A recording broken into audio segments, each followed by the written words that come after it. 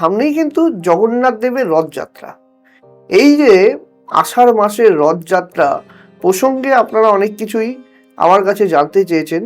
জগন্নাথ দেবের ইতিহাস বা জগন্নাথ দেবের আরাধনায় জীবনে কিভাবে সুখ শান্তি সমৃদ্ধি আসবে, কোন কোন রাশির ক্ষেত্রে জগন্নাথ দেবের কৃপা আপনারা পাবেন বা কারা পেয়ে থাকেন, তাদের এই বিষয় নিয়ে আমি আপনাদের একটি তথ্য দেব।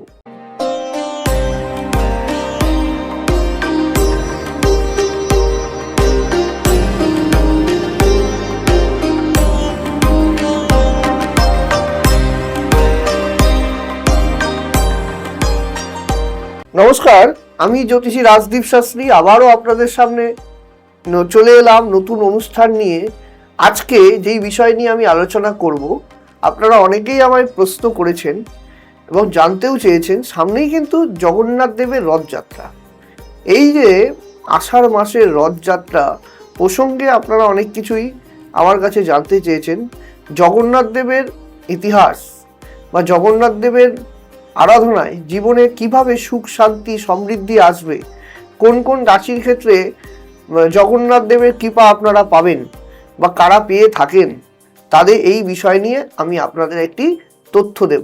প্রথমেই আমি আপনাদের যেই বিষয়টি বলবো, ভগবান জগন্নাথ দেব, আমরা সকলেই জগন্নাথ দেব বলতে পুরীর সেই রথযাত্রাকে বা পুরীর মন্দিরকে আমরা কিন্তু কল্পনা করি।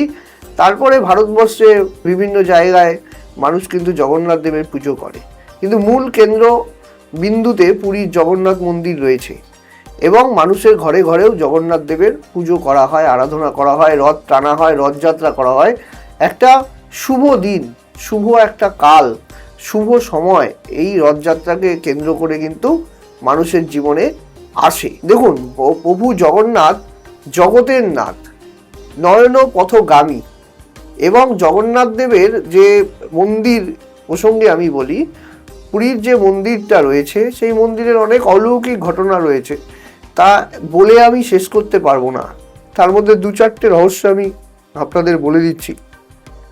যখনই মন্দিরে আপনি প্রবেশ করবেন তখন কিন্তু সমুদ্রের আওয়াজ, গর্জন কিন্তু আপনারা শুনতে পারবেন না। এটা নিয়েও এক পৌরাণিক ব্যাখ্যা রয়েছে। মানে ভগবান যে মূর্তির মধ্যে বসে আছে বা ভগবান যেখানে রয়েছে সেটা কিন্তু 12 বছর পর পর কিন্তু পরিবর্তন করা হয়, এবং অরিজিনাল যে ব্রহ্ম পদার্থ যেটা রয়েছে সেটা কিন্তু যখন সেই মূর্তিটা চেঞ্জ করা হয়, সেখানে কিন্তু এক জায়গা থেকে আরেক জায়গায় যখন স্থানান্তরিত করা হয়, সেই সময় কিন্তু সকলেই জানেন তখন কিন্তু চোখ বন্ধ করে টোটাল পুরী এলাকাটায় কিন্তু মানব শূন্য করে, মানে সেই জায়গাটা আলো নিভিয়ে কিন্তু কাজটা করা হয়। এবং আরেকটা কথা আমি বলি, জগন্নাথ দেবের মন্দিরের পতাকা কিন্তু উল্টো দিকে প্রবাহিত হয়, এটাও আপনারা জানেন, হাওয়ার বিপরীতে যায়।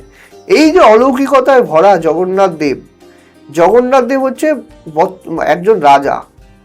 মানে ভগবান জগন্নাথ যখন জগতের নাথ, তিনি যখন বসে আছেন ধরাধামে এই কলিযুগের পরিপ্রেক্ষিতে, তবে কিন্তু মানুষ কিন্তু এই জগন্নাথ দেবের দর্শন করা মানে আপনার জীবনে কিন্তু যে নবগ্রহের যে অশুভ প্রভাব সেটা কিন্তু দূর হয়।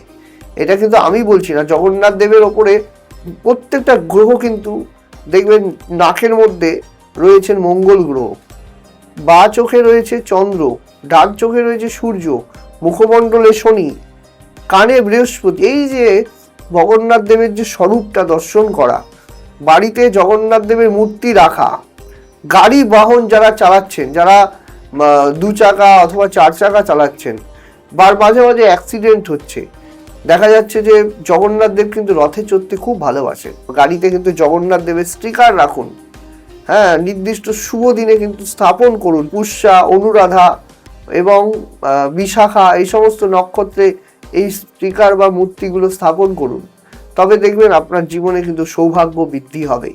আরেকটা কথা আমি বলি যে জগন্নাথ দেবের কৃপা কোন কোন রাশি বিশেষ করে পেয়ে থাকে।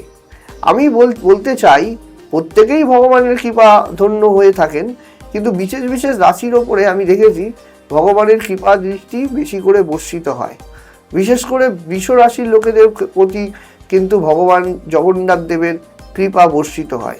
মিথুন রাশি, কর্কট রাশি, সিংহ রাশি, তুলা রাশি, মকর রাশি এবং মীন রাশি, এই কটি রাশির ওপরে কিন্তু প্রভু জগন্নাথ দেবের কৃপা কিন্তু বর্ষিত হয়। এই জগন্নাথ দেবের রথযাত্রার দিন আপনারা যারা রথ টানবেন খুবই ভালো মঙ্গল। জগন্নাথ দেবের রথটা টানা অত্যন্ত সৌভাগ্যের সূচক। হাজার হাজার লক্ষ লক্ষ লোক কিন্তু এই সময় পুরীতে গিয়ে উপনীত হয়। এবং রথযাত্রার দিন একটা ছোট্ট উপাচারও আপনাদের দিয়ে দিচ্ছি, এই উপাচারটি আপনি করবেন। এই যে যে কোনো একটা হলুদ কাপড় নেবেন, জগন্নাথ দেবের প্রিয় কাপড় যদি আপনি বলেন হলুদ ধ্বজা। দেখবেন জগন্নাথ দেবের যে রথটা যায় তার মধ্যে কিন্তু হলুদ আকৃতির যে রথটা, সেটা কিন্তু জগন্নাথ হলুদ কালোর একটা কম্বিনেশন থাকে। সাদা একটা কড়ি, একটা লক্ষ্মী কড়ি সেখানে রাখবেন এবং সেখানে কিন্তু একটা কাঁচা টাকা দেবেন, তামার টাকা হলে খুবই ভালো। এবং সেখানে একটি হলুদের টুকরো দেবেন এবং একটু কালো সর্ষে দেবেন, দিয়ে সেখানে কিন্তু এই পুঁটলিটা বাঁধবেন। বেঁধে নিয়ে 108 বার অভিমন্ত্রিত করতে হবে। অভিমন্ত্রিত করে তো আপনি জগন্নাথ দেবের নাম করলেও করতে পারেন, জগন্নাথ দেবের জয় শ্রী জগন্নাথ বা জগন্নাথ প্রভুর জয় এভাবে বলেও আপনি করতে পারেন। আর দ্বিতীয়ত কি করবেন, আপনারা যে কোনো শিশুদের, দরিদ্র মানুষদের সেদিন একটু অন্ন বস্ত্র দেওয়ার চেষ্টা করবেন। তাতে কিন্তু জগন্নাথ দেবের বিশেষ কৃপা কিন্তু আপনারা অনুভব করবেন, লাভ করবেন। আপনাদের জীবনে কিন্তু সমৃদ্ধি আসবে, এটা কিন্তু আমি বলে দিচ্ছি। এটা আপনারা করে দেখুন। জগন্নাথ দেবের কৃপা ধরাধামে আছে, তার মানে মনে রাখবেন আপনাদের জীবনে সুখ সৌভাগ্য কিন্তু আসবেই।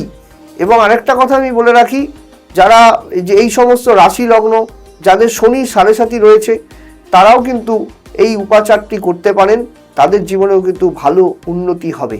এই বলে আজকের অনুষ্ঠান এখানে শেষ করছি। একটা কথা আমি বলে রাখি, যারা আমায় দেখাতে চাইছেন তারা পশ্চিমবঙ্গের সমস্ত চেম্বারে কিন্তু আমায় পাবেন। কোচবিহার থেকে কাকদ্বীপ মানে কোচবিহার, আলিপুরদুয়ার, শিলিগুড়ি, জলপাইগুড়ি, ধূপগুড়ি, ময়নাগুড়ি, জলপাইগুড়ি সমস্ত জায়গায়, মালদা, উত্তর দিনাজপুর, দক্ষিণ দিনাজপুর, কালিয়াগঞ্জ, রায়গঞ্জ সমস্ত জায়গায় আপনারা পাবেন। নিচে দেওয়া বুকিং নম্বরে যোগাযোগ করবেন এবং আপনারা কিন্তু আমার সাথে যোগাযোগ করতে পারবেন। নমস্কার, ধন্যবাদ।